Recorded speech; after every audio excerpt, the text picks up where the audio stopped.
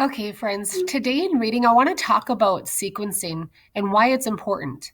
When we sequence things, we put them in the order that they happened. So, when you can keep track of the events in a story and when they happened, it really helps us retell the story.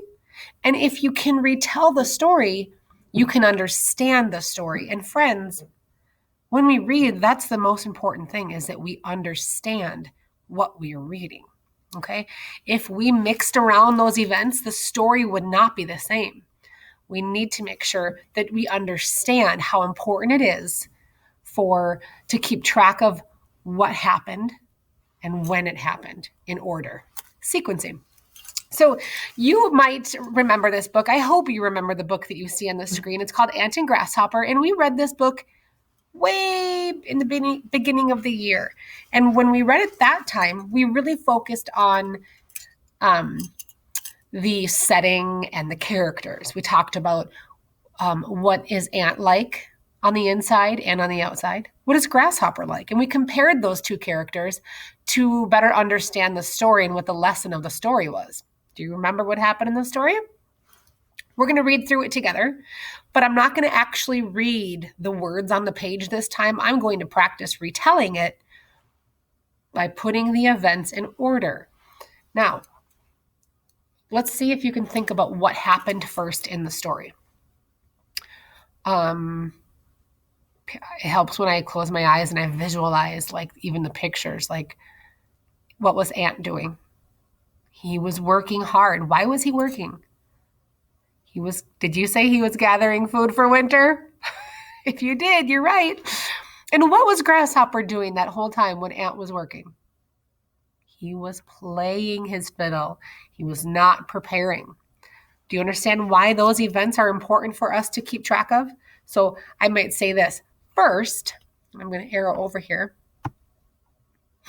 First, like in summer, Ant was working hard gathering food for winter. Now, that doesn't exactly say those in the words on the page, but I remember because I've read this book many times, and the picture helps me remember that too. When Ant stopped for his lunch, Grasshopper was there playing his fiddle, and what happened? He's like, "Oh, come and dance, come and play." And Ant said, "No, I have to work because I'm gathering food for winter." And Grasshopper thought, "No, there's time for work later."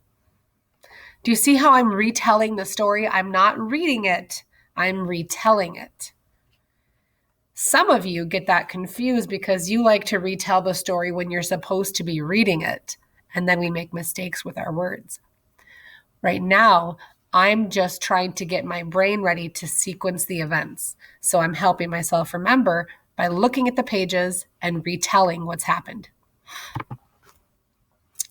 In the fall, okay, so now this is kind of the next big event. First, Ant gathered food in the winter, or Ant gathered food in the summer. He worked hard, and Grasshopper played. So that's the first event. Second, it was fall, and Ant was gathering grain, and Grasshopper played his fiddle. Third, winter came, and Ant was cozy in his house with plenty of food and warmth. Grasshopper was outside, and what was he doing? He was looking for food because he didn't do it before.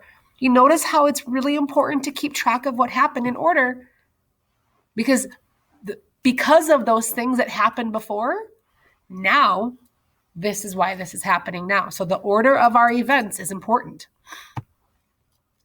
And Ant was like, "Why are you out here?"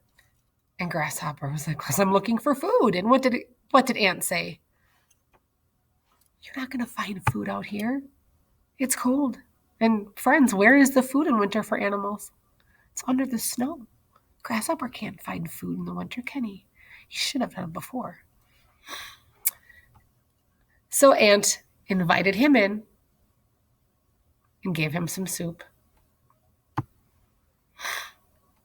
And he told him, "Next time, look at that finger, just like your mom and dad. Next time, you have to work before you fiddle away your days." Or basically he's saying, work first, play second.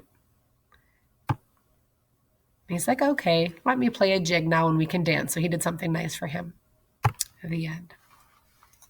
It kind of makes me, the lesson of that story also reminds me of things that we can learn ourselves. Like, I always have to make sure that my kids get their distance learning things done before they go and play, because if they run out of time, then they won't have finished their work for the day.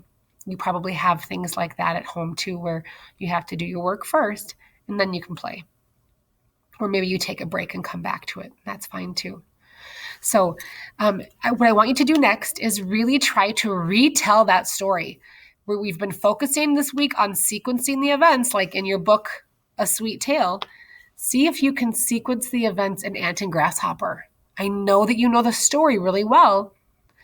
So, and if you need to, it's in Raz Kids. You can go find it there and listen to it again. But see if you can retell the important events of Ant and Grasshopper. So what happened first in the summer, then what happened in the fall, what happened when winter came, and then how did Ant kind of help Grasshopper in the end? How did the story end? You can do that. You can do it on Seesaw. You can record it on someone's phone on Seesaw and send it to me, or your Chromebook, whatever you're using at home. You can record yourself in a message telling me what happened, or you can make a video and send it to me. I love that. Or you can just tell someone at home and try and see if you can retell the story, keeping track of those important events in the right sequence. All right, great job, first graders. I wish, I can't wait to see what you come up with.